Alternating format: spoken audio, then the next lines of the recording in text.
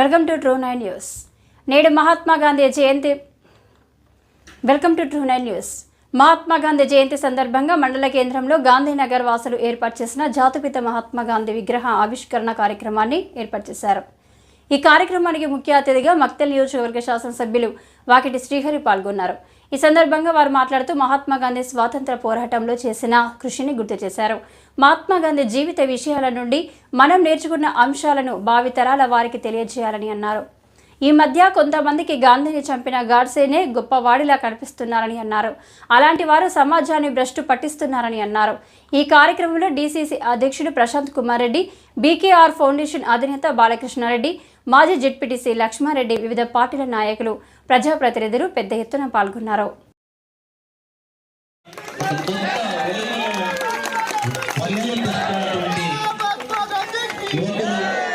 గాంధీనగర్లో వారికి సహకరించిన పెద్దలకు అందరికీ కూడా మనము ధన్యవాదాలు తెలపాలి.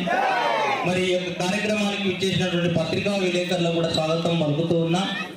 మరి ఈ యొక్క విగ్రహాన్ని మరి ఈ కార్యక్రమాన్ని ఆవిష్కరించబోతున్నాము అంటే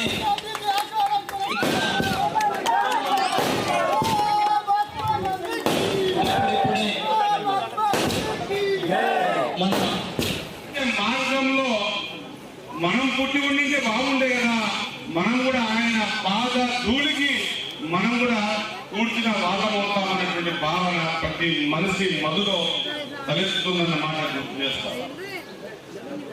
నిజంగా మన భావి తరాలకు, ఈరోజు కాదు రేపటి తరాలకు ఇంతకుముందే పెద్దలు చాలా స్పష్టంగా చెప్పారు.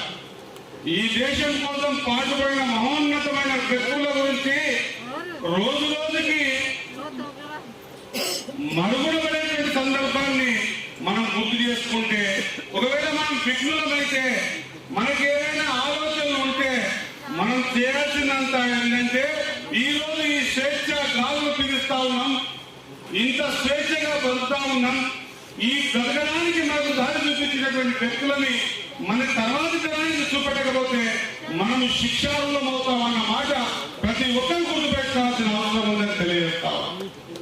లేకపోతే నేను ఈ మధ్యకాలం కొత్త స్క్రోలింగ్ చూసిన, ఆ స్క్రోలింగ్ లో ప్రపంచ దేశాలు కొనేయాల్సినటువంటి మహాత్మా గాంధీ గారి గురించి కాకుండా, లేదా వైట్ హౌస్ ని పరిపాలించి అమెరికా ఇది అగ్రరాజ్యంగా ఉన్నటువంటి వైట్ హౌస్ జార్జ్ బుష్ కానీ బిల్ క్లింటన్ కానీ గాంధీ గారు చూపించిన మార్గం ద్వారానే ప్రపంచం శాంతిగా ఉంటారని చెప్పేసి ప్రపంచ దేశాల్లో గాంధీ గారి విగ్రహాలను ఏర్పాటు చేసి వారి మార్గదర్శనం కోసం పరితపించే ఈ రోజుల్లో మనం భావి చాలా వరకు చెప్పకపోతే, నేను మొన్న చూసిన స్కోరింగ్ ఏంటంటే గాంధీ గారు కాదు, గాంధీ చెప్పిన గాడ్సే గారే ఈ ఆదర్శమైనటువంటి చెప్పే సందర్భాలు మనం చూశారు. కాబట్టి మన దేశానికి, మన దేశ అభ్యున్నతికి సూర్యుడు అస్తమించని బ్రిటిష్ సామ్రాజ్యాన్ని తనకు తచ్చినది విధంగా శాంతియుతంగా ఈ దేశాన్ని నుంచి మన పారదోలినటువంటి గాంధీ గారు, సర్దార్ వల్లభాయ్ పటేల్ గారు ఆ రోజుల్లో ఎంతమంది చెప్పారు, తాను తలుచుకుంటే ఈ దేశానికి ప్రధానమంత్రి కావచ్చు, కానీ వద్దు అని చాచా నెహ్రూ గారిని చేసి